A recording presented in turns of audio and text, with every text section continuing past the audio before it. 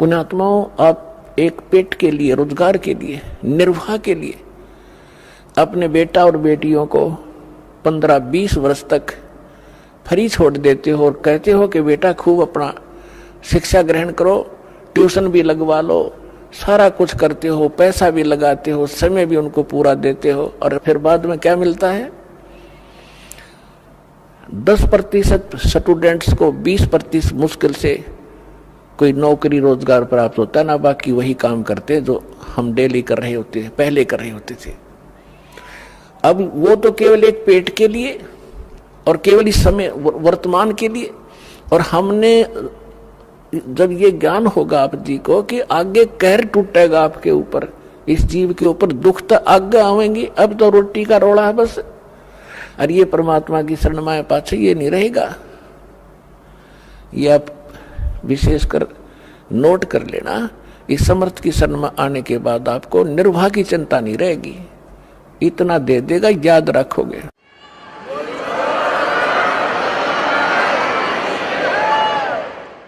इसके विषय में बताते हैं परमात्मा के समर्थ का शरणा गहो रंग होरी हो, भाई कदे न हो ए काज राम रंग होरी हो।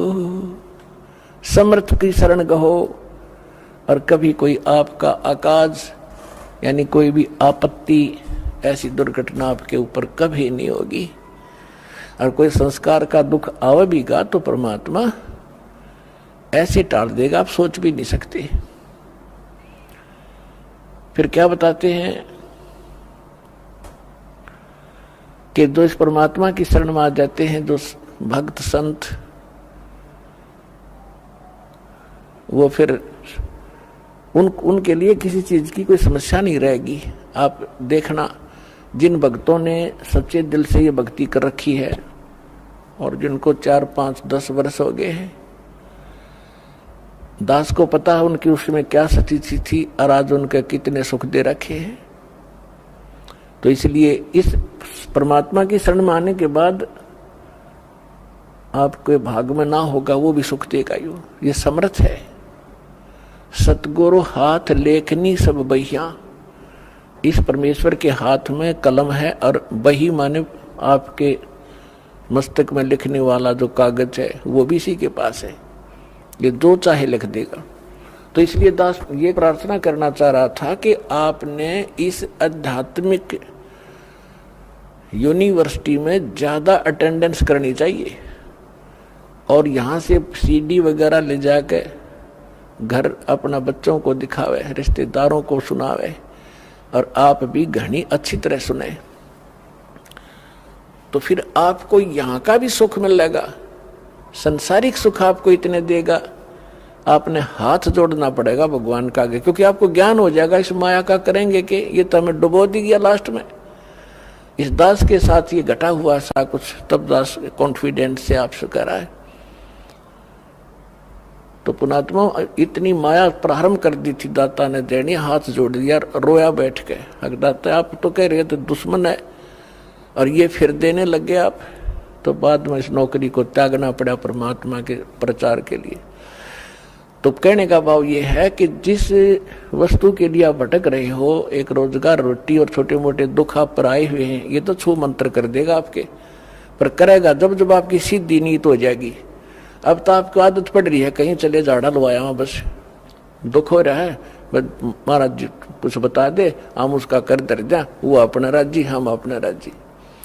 दास ऐसा नहीं चाहता और ना ऐसा करेगा।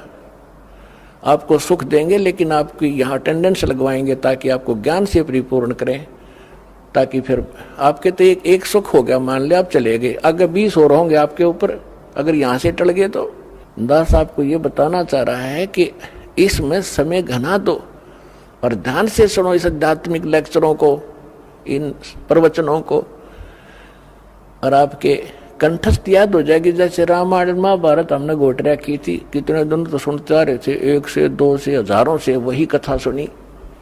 तो अब ये सत्य कथा सुनोगे, ये बच्चे बच्चे तक पहुंच जाएगी और फिर एक रस हो जाएंगे, कोई डगमग करणिया नहीं रहेगा बीच में अटपट करनिया।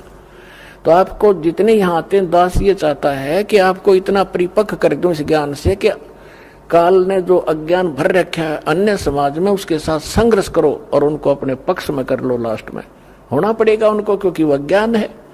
हम भी ऐसे डटे खड़े थे उस अज्ञान के साथ में, आज हम रो रहे हैं कि भगवान वो समय खो दिया बेमतलब। तो इसलिए थोड़ा सा ध्यान से सुनना।